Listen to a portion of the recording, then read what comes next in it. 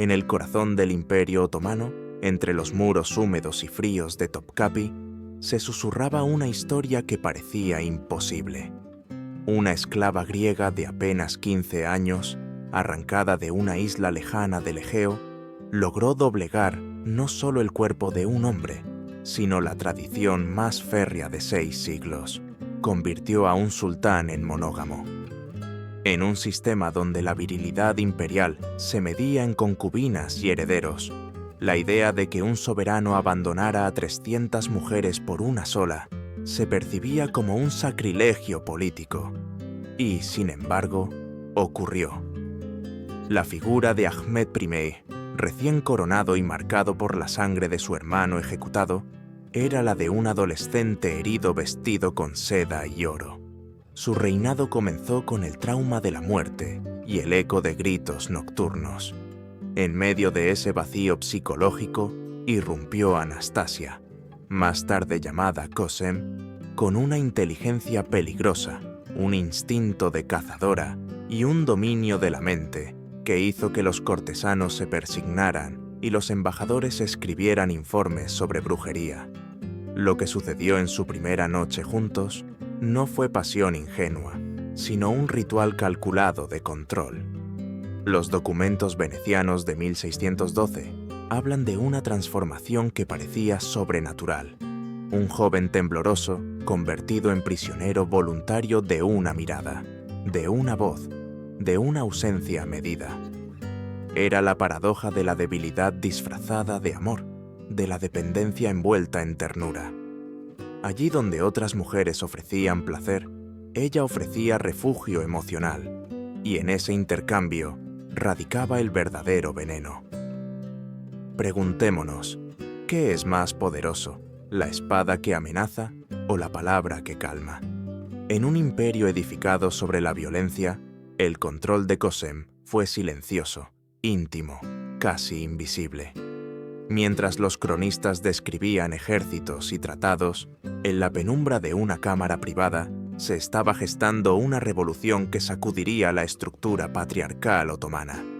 La esclava sin apellido se convirtió en el espejo oscuro de un imperio, recordándonos que el poder absoluto puede ser vencido no por ejércitos, sino por las sombras de la mente. En 1603, el destino del Imperio Otomano se torció en un giro brutal. Un muchacho de apenas 14 años fue arrancado de su adolescencia para ceñirse la corona de sultán. Ahmed I ascendió al trono no como un conquistador victorioso, sino como un joven aterrado, con la mente marcada por un espectáculo sangriento. La ejecución de su propio hermano Mahmud, ordenada en nombre de una tradición ancestral que exigía el fratricidio para asegurar la continuidad de la dinastía. Ese asesinato, realizado frente a sus ojos, dejó una herida psíquica imposible de cerrar. Las crónicas de Topkapi describen a un sultán que temblaba en las noches, despertando entre gritos y sudores fríos, llamando al hermano que ya no vivía. La ansiedad lo devoraba como un animal silencioso y la desconfianza lo aislaba de sus consejeros. Las prácticas del harén, diseñadas para distraerlo con docenas de mujeres obedientes, no hacían más que aumentar su sensación de vacío. En lugar de placer, encontraba una soledad aún más amarga. El palacio, adornado con mosaicos y fuentes, se convirtió para él en una prisión de recuerdos. El fratricidio otomano, esa ley de hierro que se justificaba como garantía de estabilidad política, era en realidad un impuesto de sangre que destruía la inocencia de cada príncipe. Ahmed se convirtió en un ejemplo trágico, un niño coronado, obligado a cargar con la herencia de la barbarie dinástica. La monogamia, en ese contexto, era más que una anomalía. Era una traición al orden mismo del imperio. Un sultán debía engendrar herederos con muchas mujeres para asegurar la sucesión, y la fidelidad a una sola concubina se consideraba no solo debilidad, sino un atentado contra la supervivencia de la dinastía. Estambul brillaba entonces como el corazón de un mundo que se extendía desde Viena hasta Arabia. Sus calles eran un mosaico de culturas.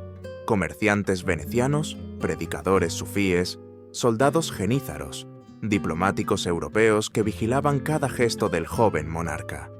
Pero en ese esplendor se escondía un sistema de opresión femenina sistemática, cientos de mujeres en el harén, reducidas a símbolos de poder masculino, vasijas de placer y generadoras de herederos. No había espacio para la intimidad ni para la autenticidad. Ahmed, en cambio, mostraba fisuras inesperadas. No deseaba la carne sin alma que le ofrecían. Quería, en el fondo, lo que había perdido con la muerte de su hermano: confianza, cercanía, una presencia en la cual descansar sin miedo a la traición. Esa vulnerabilidad lo convirtió en el blanco perfecto para la llegada de Anastasia. Y allí comienza la verdadera tragedia: el encuentro entre un gobernante absoluto, debilitado por el trauma, y una cautiva con la inteligencia suficiente para convertir ese dolor en un instrumento de poder. En la isla de Tinos, bajo dominio veneciano, nació hacia 1589 una niña llamada Anastasia. Sus orígenes eran humildes, pero los testimonios de la época la describen como sorprendentemente perspicaz, con una mirada que parecía atravesar a quien se le cruzaba. En un mundo donde la inteligencia femenina solía ser condena más que virtud, esa cualidad se transformó en su arma más afilada. Cuando los corsarios otomanos asaltaron su aldea en 1604, su destino quedó sellado. No fue una captura fortuita. Safiye Sultán, la matriarca poderosa de la dinastía, ya había escuchado rumores de la joven griega, cuyo retrato había obsesionado a Ahmed mucho antes de verla en carne y hueso. El secuestro de Anastasia fue, en realidad, una operación política disfrazada de saqueo. Traer al palacio no a una esclava más, sino a una posible cura para la parálisis emocional del joven sultán. El palacio de Topkapi, con sus jardines de tulipanes y corredores de mármol, la recibió no como a una víctima, sino como a un experimento. Safiye confiaba en que la presencia de aquella muchacha pudiera estabilizar a un nieto atormentado por el recuerdo sangriento de su hermano. Pero lo que la anciana no sospechaba era que Anastasia no solo aliviaría sus heridas, las usaría como palanca para escalar hasta lo más alto del poder imperial. El concepto que hoy llamamos trauma bonding ya se gestaba en la estrategia instintiva de la joven. Anastasia entendió que la herida más profunda de Ahmed no era la soledad, ni siquiera la muerte, sino la traición. Cada consejero, cada concubina, cada pariente estaba teñido de sospecha. El rechazo controlado, el silencio, la frialdad, la distancia, se convirtió en su arma secreta. Ante un sultán acostumbrado a la obediencia inmediata, la negativa de Anastasia fue interpretada como autenticidad, y esa autenticidad se transformó en el anzuelo más poderoso. Los embajadores venecianos comenzaron a notar un cambio en el aire. El joven sultán, que antes evitaba cualquier contacto humano, empezó a buscar conversaciones con la cautiva griega. No pedía su cuerpo, pedía su oído. Allí, en la intimidad de palabras susurradas, Anastasia cimentó una relación que no se basaba en deseo físico, sino en dependencia psicológica. Mientras otras mujeres ofrecían placer efímero, ella ofrecía la ilusión de confianza. Y esa ilusión, en un hombre quebrado, valía más que cualquier tesoro del imperio. Anastasia, sin embargo, no era una sanadora inocente. Desde el primer momento estudió a Ahmed como un médico cruel examina a su paciente, identificando síntomas, debilidades, detonantes. Sabía que no bastaba con consolarlo, debía construir un sistema de adicción emocional. En cada encuentro, dosificaba cercanía y frialdad, ternura y rechazo, creando un vaivén que convertía al sultán en su prisionero invisible. Lo que para la corte parecía brujería, era en realidad psicología aplicada con una precisión escalofriante. El primer encuentro íntimo entre Ahmed y Anastasia no sucedió en los salones opulentos del palacio, cargados de alfombras persas y lámparas de cristal. Ocurrió en una estancia más pequeña, casi desnuda, un espacio que el sultán había elegido para huir de los recuerdos de la sala donde había ordenado la ejecución de su hermano. Allí, el joven monarca esperaba temblando, no como el hombre más poderoso del mundo, sino como un muchacho quebrado. Anastasia entró en silencio. No se inclinó con sumisión, no buscó su mirada, no extendió sus manos. Se quedó de pie, distante, casi indiferente. Esa frialdad heló el aire. Ninguna mujer se había atrevido a responder así ante un sultán. Ahmed interpretó la negativa no como desprecio, sino como sinceridad. En un universo de adulaciones interesadas, ella parecía ser la primera en mostrar autenticidad.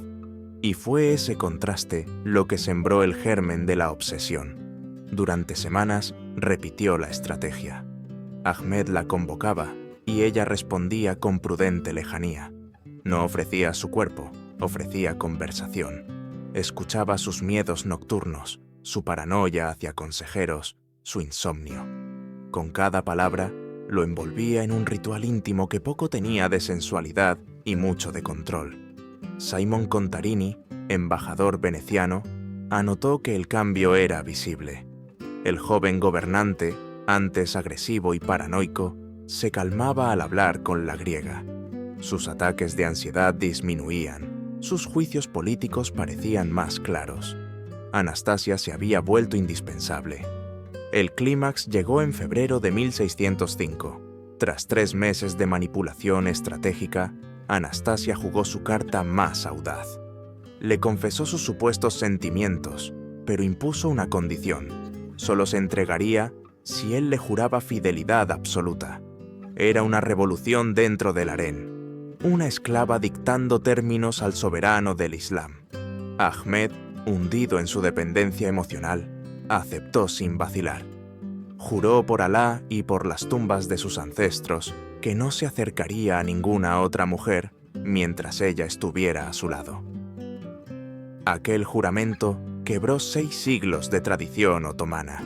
La monogamia, prohibida para un sultán, se instaló en el corazón del imperio. Lo que siguió esa noche no fue un acto de amor, sino el clímax de una ingeniería psicológica. Cada gesto, cada caricia, cada palabra estaba programada para reforzar la dependencia. Ahmed salió de la habitación no solo satisfecho, sino encadenado. Esa noche se transformó en mito dentro del palacio. Algunos cortesanos la describieron como un hechizo, otros como una herejía contra la dinastía. Pero todos coincidían en lo mismo. El imperio había cambiado. No por una batalla, ni por un tratado, sino por un juramento susurrado en la oscuridad entre un sultán herido y una esclava de mirada implacable. Al amanecer tras aquel juramento, el harén dejó de ser un universo de competencia femenina y se convirtió en un desierto silencioso. Ahmed, embriagado por la obsesión, expulsó a concubinas que durante años habían servido como piezas del engranaje dinástico. Mujeres que antes eran símbolos de poder, ahora fueron degradadas a simples sirvientas. El eco de sus pasos alejándose por los corredores de Topkapi fue la señal de que el orden sagrado de la poligamia otomana se había roto para siempre. Pero lo más perturbador no fue la purga, sino el método de Anastasia para cimentar su control. No reclamó lujos inmediatos ni exhibiciones de poder. Eligió un camino más sutil y más cruel: la ausencia calculada.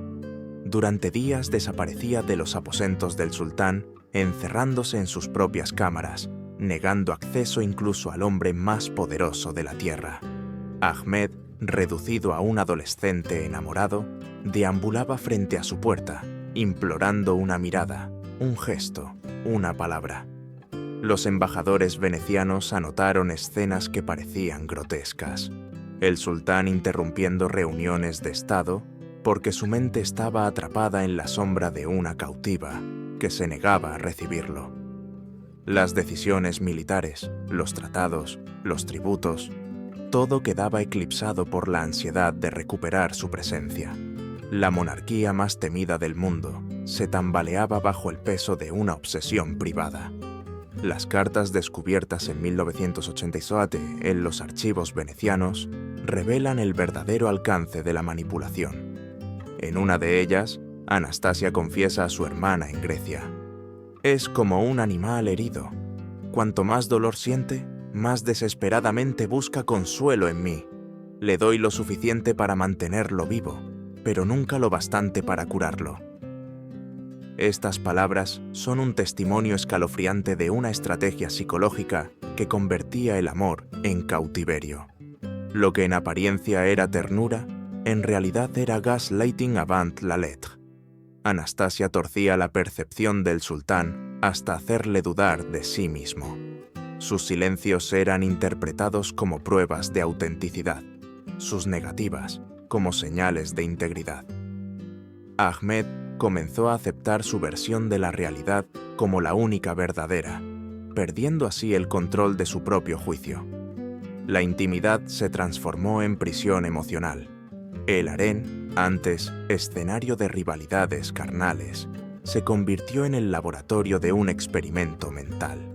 Qasem no solo moldeaba al sultán, moldeaba el destino de un imperio entero, y lo hacía con la herramienta más invisible y devastadora: la dependencia emocional. Consolidado su dominio sobre el corazón de Ahmed, Qasem comprendió que el verdadero poder no se limitaba a la intimidad. Lo extendió hacia los pasillos del palacio y desde allí al destino de millones de súbditos. Su estrategia fue tan meticulosa como escalofriante: controlar la información, manipular a los confidentes y establecer una jerarquía paralela que operaba en la sombra de las instituciones oficiales. Cada eslabón del entorno del sultán pasó a estar bajo su vigilancia. La supervisora del harén, la jefa de cocina, los intérpretes, los secretarios de correspondencia, todos fueron reemplazados por mujeres devotas a Qasem. De ese modo, Ahmed solo recibía la versión filtrada de la realidad que ella permitía. Si un consejero lo criticaba, esa voz desaparecía antes de llegar a sus oídos. Si un aliado mostraba lealtad, Qasem lo transformaba en sospechoso con rumores de conspiración. La paranoia del joven sultán se alimentaba de manera artificial hasta volverlo dependiente de ella como única consejera fiable. Este control de los canales de información tuvo consecuencias devastadoras en el campo militar. Durante las guerras contra Persia, en 1611 y 1612, generales que durante siglos habían disfrutado de acceso directo al sultán debían ahora exponer sus planes primero ante Qasem. Las órdenes llegaban a los ejércitos con retrasos, contradicciones y errores estratégicos. Fortalezas en Armenia y Georgia se perdieron no por falta de soldados, sino por el caos de una cadena de mando envenenada por la manipulación íntima. Los embajadores europeos anotaron con asombro cómo, en medio de una negociación, Ahmed interrumpía para consultar en privado con su favorita. Aquello que parecía una simple extravagancia romántica era, en realidad, la demostración pública de una estructura de poder invertida. El sultán como portavoz de la voluntad de una esclava convertida en arquitecta del imperio. El precio económico no tardó en aparecer. Qasem, sin formación administrativa, influía en impuestos, concesiones comerciales y nombramientos ministeriales basados en lealtades personales. La moneda otomana perdió estabilidad, la inflación creció, la burocracia se hundió en la corrupción. El sistema meritocrático que durante siglos había dado prestigio al imperio fue reemplazado por un nepotismo sofocante. Dentro del harén, su control era aún más feroz. Mahfiruz Hatun, antigua favorita y madre de un hijo de Ahmed, fue reducida al silencio a través de humillaciones públicas, rumores de infidelidad y la destrucción sistemática de su reputación. No se trataba de rivalidad femenina, sino de una lección de terror. Nadie podía desafiar a Qasem sin pagar el precio. El resultado fue claro. Lo que había comenzado como un juego íntimo de dependencia personal se había convertido en una máquina política de alcance imperial. El harén, en apariencia un mundo cerrado de mujeres, se transformó en el centro de gravedad de decisiones militares, diplomáticas y económicas. Y todo giraba en torno a una sola figura, la joven griega que había convertido al sultán en un prisionero emocional y al imperio en un experimento de manipulación. Kösem entendió pronto que el dominio íntimo no bastaba. El poder, para ser duradero, necesitaba legitimidad, y esa legitimidad debía mostrarse en público. Aunque nacida cristiana, se reinventó como una musulmana piadosa. Financió mezquitas, fundó madrasas, distribuyó limosnas. Para el pueblo, aparecía como protectora de la fe. Para los ulemas, como benefactora intocable. Pero detrás de esa imagen de devoción se escondía un cálculo helado: usar la religión como blindaje frente a cualquier acusación de ilegitimidad. La maternidad fue otra de sus armas maestras. Con el nacimiento de Mehmed en 1605, Aishe en 1606, Fatma en 1607 y Murad IV en 1609, Kösem no solo garantizaba la continuidad dinástica, colocaba su voluntad en la sangre misma del imperio. Ella controlaba la educación de los príncipes, no para convertirlos en gobernantes independientes, sino en prolongaciones de su propia ambición. Les enseñaba que la lealtad primaria no era hacia el imperio, sino hacia su madre. Así, aseguraba que su sombra se proyectara más allá de la vida de Ahmed. El harén se convirtió en un laboratorio de disciplina y terror. Kösem instauró un sistema de recompensas y castigos, alojamientos mejores para las leales, regalos para las obedientes, rumores destructivos para las rebeldes. Mujeres que alguna vez soñaron con atraer la atención del sultán, ahora vivían paralizadas, temiendo incluso mirarlo a los ojos. Historias de concubinas desaparecidas, de rostros mutilados o de exilios secretos circulaban como fantasmas en los pasillos. No importaba si eran ciertas o no. El miedo era suficiente para mantener el orden. Esta atmósfera de incertidumbre era su arma más refinada. En el palacio, cada muerte súbita, cada accidente, cada enfermedad inexplicable se atribuía a la mano invisible de Kösem. Ella alimentaba esos rumores porque comprendía que la percepción de omnipotencia era más efectiva que la violencia directa. De ese modo, instaló un clima de sospecha constante en el que nadie se atrevía a desafiarla. Su poder se extendía también a los rituales religiosos. En las ceremonias públicas, aparecía como la madre ejemplar y la musulmana devota. Pero en los corredores privados, tejía alianzas y cerraba pactos. Utilizó la segregación de género a su favor. El mundo masculino no podía controlar lo que sucedía en el espacio cerrado del harén. Y allí, entre cortinas y confidencias, ella gobernaba un imperio paralelo. La combinación de maternidad, religiosidad y miedo convirtió a Kösem en una figura inquebrantable.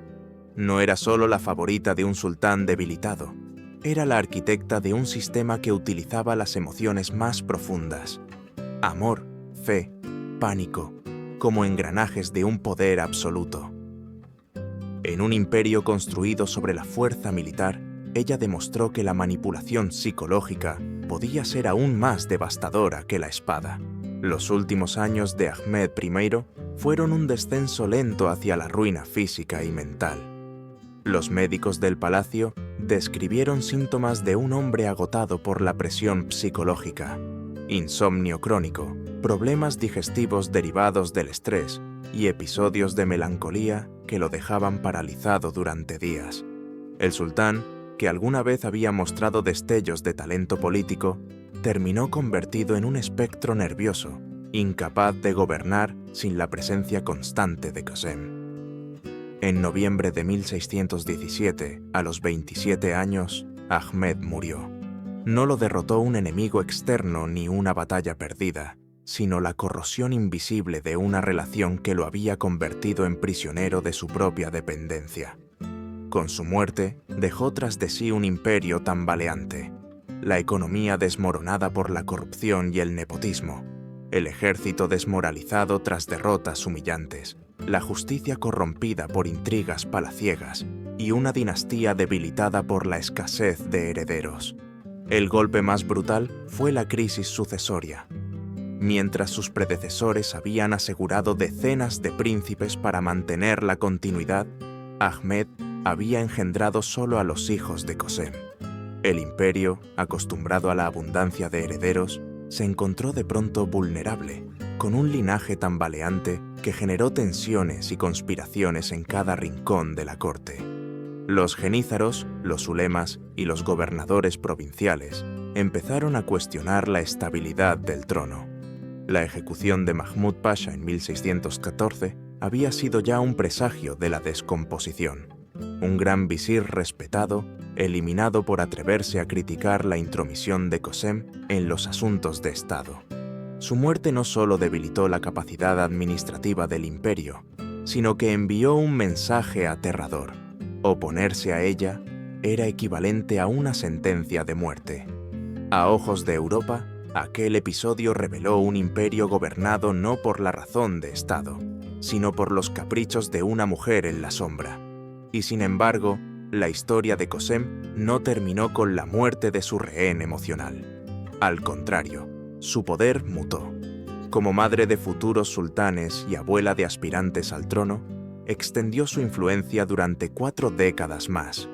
Lo que comenzó como manipulación íntima se transformó en regencia oficial, en un dominio político que consolidó lo que más tarde se llamaría el sultanato de las mujeres. Pero incluso esa gloria prolongada llevaba en sí misma la semilla de la tragedia. El mismo control obsesivo que le había dado poder terminó por engendrar enemigos implacables dentro de su propia familia. En 1651, décadas después de la muerte de Ahmed, Qasem encontró su destino final, estrangulada por orden de su nuera en un giro brutal de ironía histórica. La mujer que había tejido redes de miedo y dependencia murió atrapada por la misma violencia que había cultivado. La historia de Ahmed y Qasem, vista en retrospectiva, no es una historia de amor, sino una parábola oscura sobre cómo la manipulación psicológica puede destruir tanto a un individuo como a un imperio. El adolescente herido y la esclava calculadora se encontraron en un punto de colisión que alteró para siempre la política otomana. Y en esa colisión, el imperio entero pagó el precio. El legado de Qasem puede entenderse como una arquitectura de poder cuidadosamente diseñada.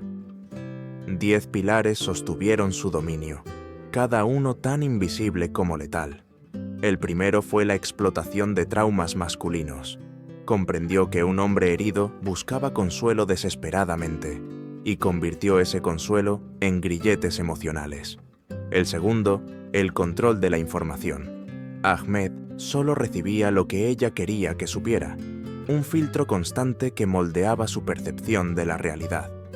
El tercero, la manipulación de rivales femeninas. No necesitaba asesinarlas abiertamente, bastaba con destruir su reputación hasta dejarlas reducidas al silencio. El cuarto pilar fue la maternidad usada como estrategia política. Cada hijo fue moldeado como extensión de su voluntad, cada hija como moneda de alianza. El quinto, la instrumentalización de la religión. Desde mezquitas hasta escuelas coránicas, su aparente devoción le brindó legitimidad frente a un pueblo que veía en ella una madre protectora. El sexto, el nepotismo como herramienta. Reemplazó el mérito con lealtades personales, debilitando las instituciones pero reforzando su control. El séptimo, la gestión de recursos económicos.